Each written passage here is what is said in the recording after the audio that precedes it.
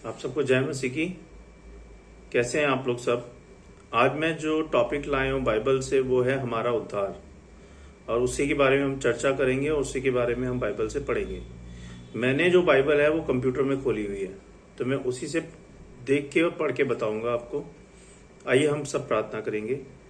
धन्यवाद प्रभु इस समय के लिए कि आपने इस समय दिया कि हम आपके वचनों में जाएं, उस पर मनन करें और उसको सीखें, समझें और उस पर चलने वाले बने। परमेश्वर बहुत बहुत धन्यवाद प्रभु, अभी तक संभालने के लिए, शैतान की देखी अनदेखी शैतानी शक्तियों से हमें बचाने के लिए बहुत बहुत धन्यवाद परमेश्वर।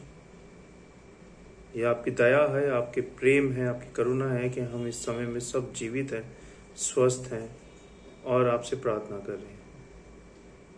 हम सबको बल, शक्ति, सामर्थ्य प्रभु कि हम तेरे वचनों पे मनन कर पाए। हमें बुद्धि दे, समझ दे, ज्ञान दे प्रभु कि हम तेरे वचन को समझ पाए और उस पर चल पाए प्रभु जी, और दूसरों तक तेरा वचन पहुंचा पाए प्रभु जी, क्योंकि तू सच्चा परमेश्वर है, तू ही आदि और अंत है,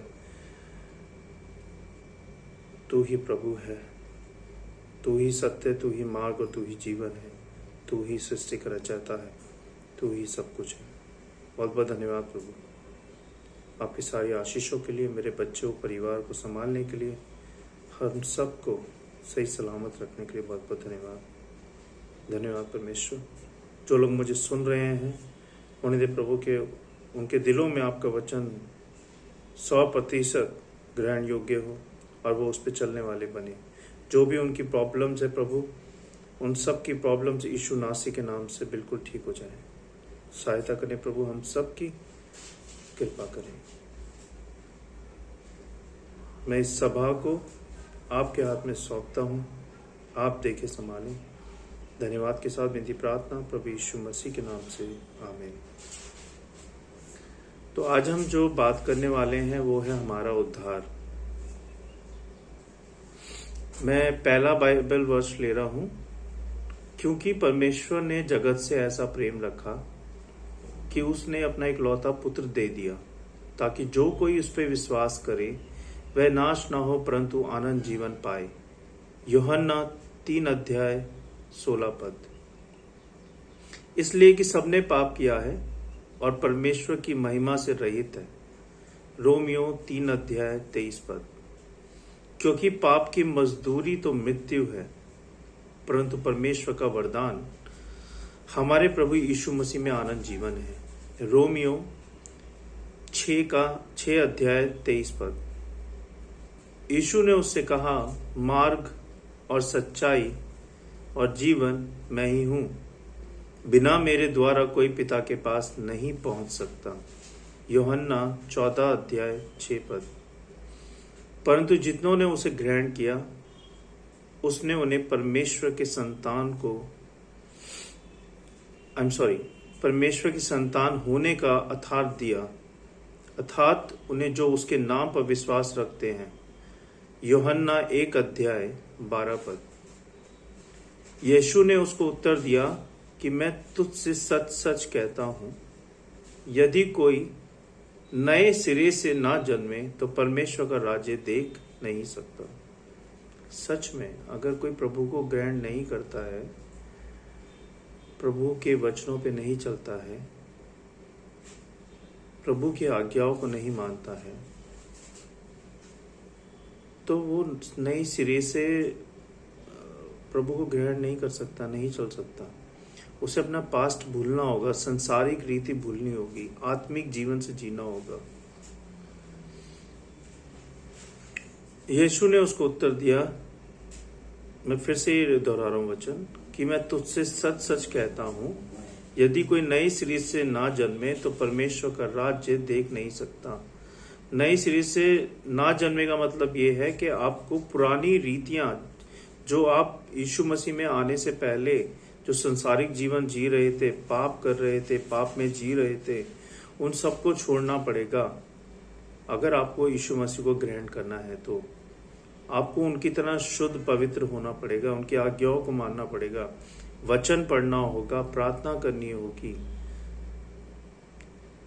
अपने पड़ोसी से अपने जैसा प्रेम करना होगा, दूसरों से प्रेम करना होगा, प्रभु का वचन शेयर करना होगा। ये है नया सिरा।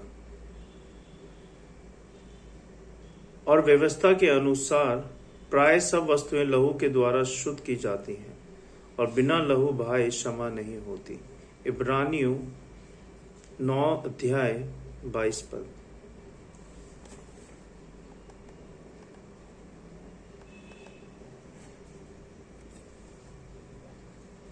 यीशु ने कहा, मैं तुमसे सच कहता हूं, यदि तुम ना फिरो और बालकों के समान ना बनो तो स्वर्ग के राज्य में प्रवेश करने नहीं पाओगे। अगर तुम अपना मन ना फिराओ, ढीठ बन जाओ, परमेश्वर को ना मानो, प्रभु को ना मानो, तो तुम परमेश्वर के राज्य में प्रवेश नहीं कर सकते। अपने मन को दीन करो, विनम्र करो, तब आप परमेश्वर के राज्य में प्रवेश कर पाओगे। मत्ती 18:3। प्रभु कहते हैं, मैं द्वार पर खड़ा हुआ खटखटाता हूं, यदि कोई मेरा शब्द सुनकर द्वार खोलेगा तो मैं उसके पास भीतर आकर उसके साथ भोजन करूंगा और वह मेरे साथ। अगर अभी तक आप में से किसी ने प्रभु को नहीं अपनाया है, प्रभु को नहीं ग्रहण किया है, तो अपने दिल के द्वार खोलें, प्रभु को अपने दिल में आने दें, अपने मन में आने दें, क्योंकि प्रभु यीशु सच्चे परमेश्वर है, सच्चे प्रभु हैं।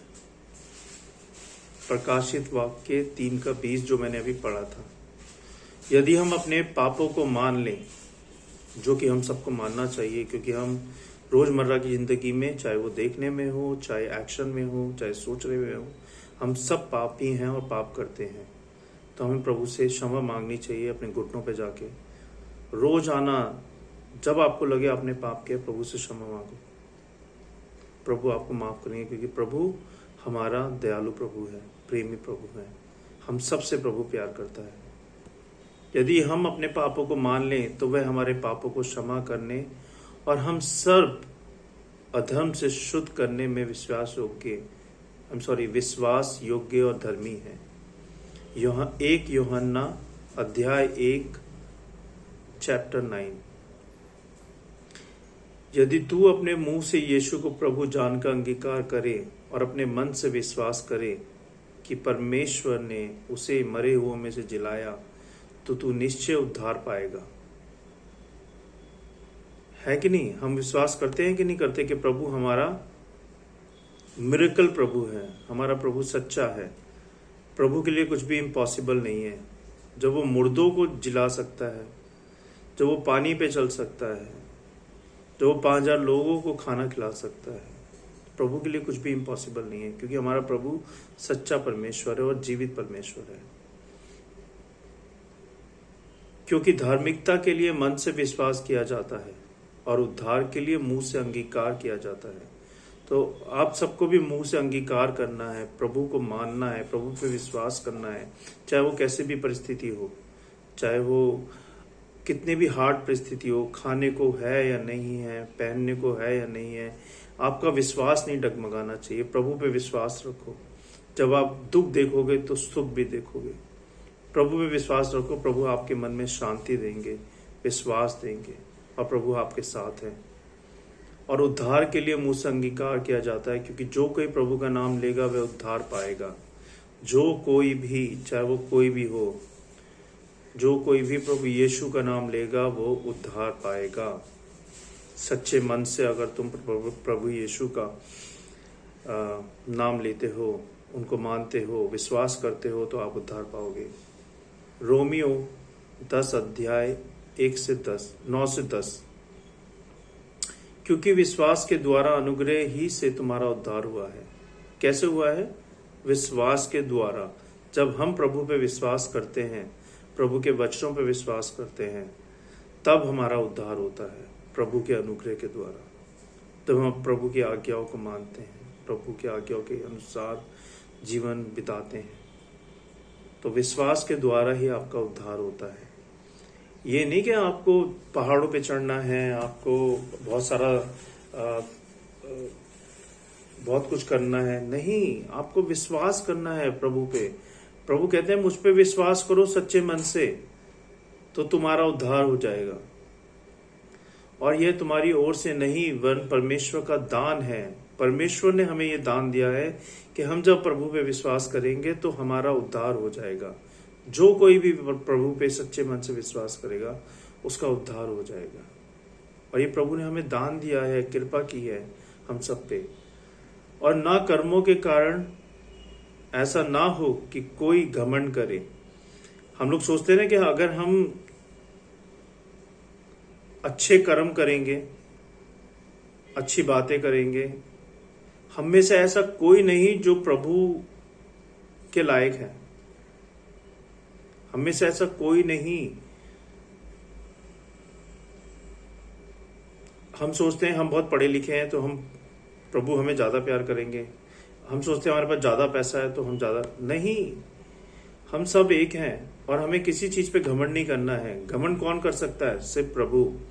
प्रभु जिसके पास शक्ति होती है, जिसके पास पावर होता है। मैं कौन है? प्रभु यीशु मसीह, उनके अलावा कोई नहीं।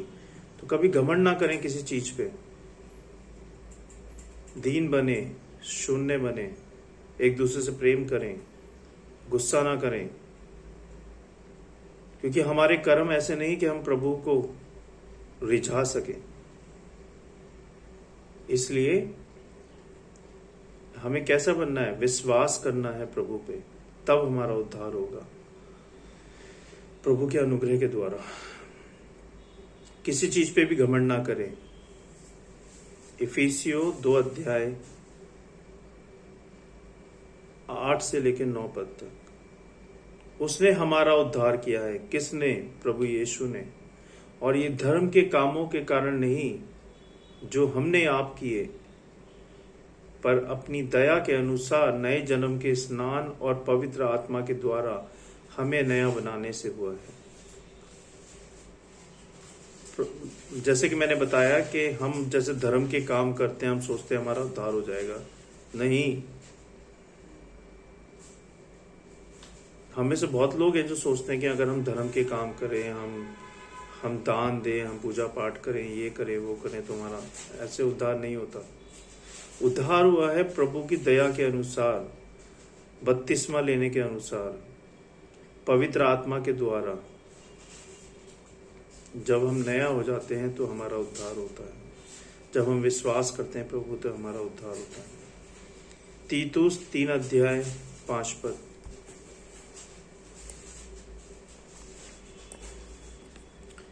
उन्होंने कहा, प्रभु मसीह पर विश्वास कर तो तू और तेरा घराना उद्धार पाएगा।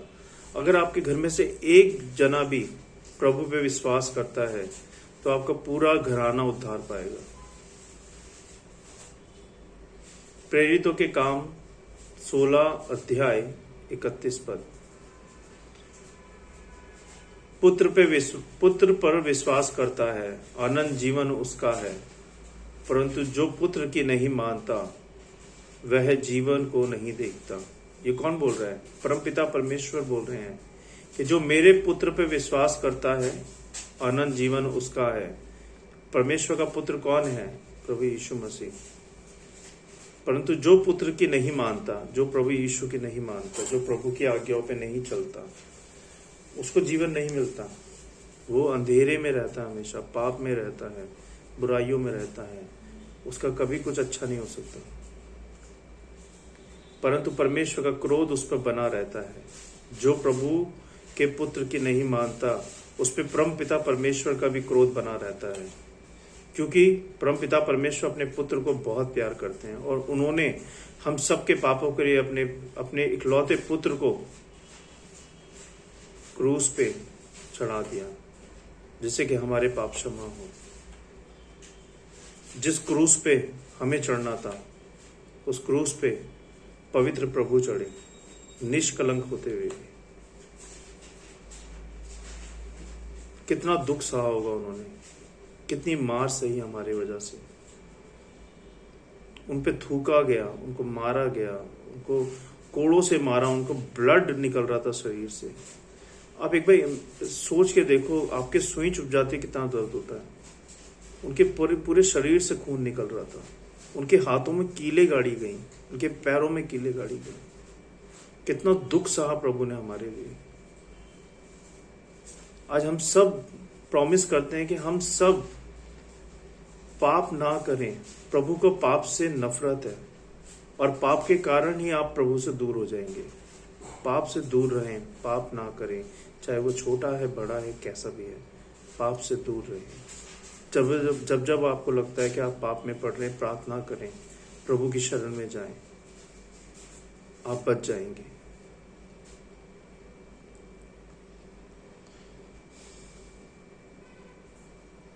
मैं फिर से पढ़ रहा हूं, मेरे पुत्र पर विश्वास करो, आनंद जीवन उसका है, परंतु जो पुत्र की नहीं मानता वह जीवन को नहीं देखेगा, परंतु परमेश्वर का क्रोध उस पर बना रहता है। यूहन्ना 3:36 पर। और उन्हें आनंद जीवन देता हूं और वे कभी नाश नहीं होंगे। कौन? जो प्रभु की मानता है, प्रभु पे विश्वास करता है, परमेश्वर उसके बारे में कह रहे हैं, और मैं उन्हें आनंद जीवन देता हूं और वे कभी नाश नहीं होंगे और कोई उन्हें मेरे हाथ से छीन ना पाएगा। यूहन्ना 10:28 पर। यदि कोई मसीह में है तो वह नई सृष्टि है, पुरानी बातें बीत गई, देखो वे सब नई हो गई हैं। तो प्रभु पे विश्वास करें, प्रभु से प्रेम करें, प्रभु में चलते जाएं, प्रभु के वचन को शेयर करें, प्रार्थना करें, बाइबल पढ़ें। मैं आपको आज एक छोटी सी बात कहना चाहता हूं रिक्वेस्ट के द्वारा। आपके आस पड़ोस में हर एक भाई, हर एक बहन के लिए जितने भी पिन कोड्स हैं, अपने पिन कोड्स में, जैसे कि आपका पिन कोड एग्जाम्पल के लिए 48 है, तो 48 के पिन कोड में जितने लोग हैं, कोशिश करें कि रोजाना एक आध को गॉस्पेल सुनाएं, सुसमाचार सुनाएं प्रभु का। और देखो, जो प्रभु ने हमें काम दिया हम दूसरों तक पहुंचाएं। जैसे हम प्रभु में हैं, दूसरे भी बच पाएं। बहुत से ऐसे लोग हैं जो यीशु मसीह के बारे में नहीं जानते, उनको नहीं पता यीशु मसीह कौन है, क्या जीवन है यीशु मसीह का। उनको बताएं, उनकी सहायता करें।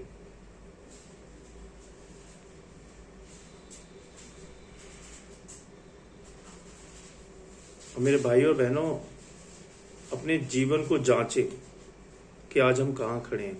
क्या हम प्रभु के साथ सच्चाई से चल रहे हैं? क्या हम प्रभु के साथ ईमानदारी से चल रहे हैं? क्या हम प्रभु की आज्ञाओं को मान रहे हैं? अकेले में बैठ के शांति से अपने जीवन को जांचें और सोचें कि हम कहाँ हैं। अगर आप कोई गलती कर रहे हैं, किसी पाप में हैं, तो क्षमा मांगे प्रभु से। प्रभु हमारा दयालु प्रभु है और प्रभु सबको माफ करता है। सबको जय मसीह की। आइए हम प्रार्थना करेंगे। धन्यवाद, धन्यवाद परमपिता परमेश्वर, राजाओं के राजा प्रभु यीशु। सच में प्रभु तू सच्चा परमेश्वर है, तू ही आदि और अंत है, तू ही सच है, तू ही सब कुछ है। तूने ही दुनिया बनाई है, तू ही सृष्टि का रचयिता है, तू ही मेरा परमेश्वर है। हाँ प्रभु, जब हम तुझ पे विश्वास करते हैं तो हम उद्धार पाते हैं तेरे अनुग्रह के द्वारा, तेरी कृपा के द्वारा।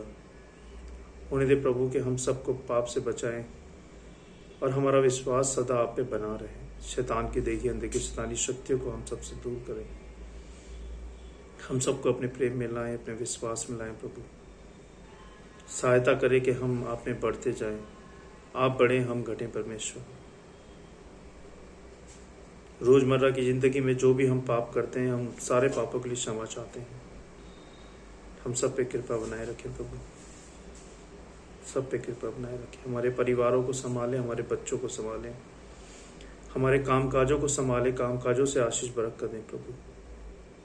सहायता करें कि हम आपके आज्ञा के अनुसार अपने जीवन को बिता पाए, आपके वचन पे चल पाए और दूसरों तक आपका वचन दे पाए। प्रभु जी सहायता करें। मैं इस पूरी सभा को, सब लोगों को जो मुझे सुन रहे हैं और मुझे, मेरे परिवार को, हम सबके परिवारों को आपको सौंपता हूँ।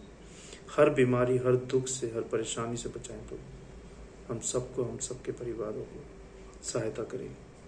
मैं सारी विनती प्रार्थना आपके चरणों में रखता हूँ, सुने और ग्रहण करें प्रभु यीशु मसीह के नाम से, आमीन। आप सबको जय मसीह की। बहुत बहुत धन्यवाद।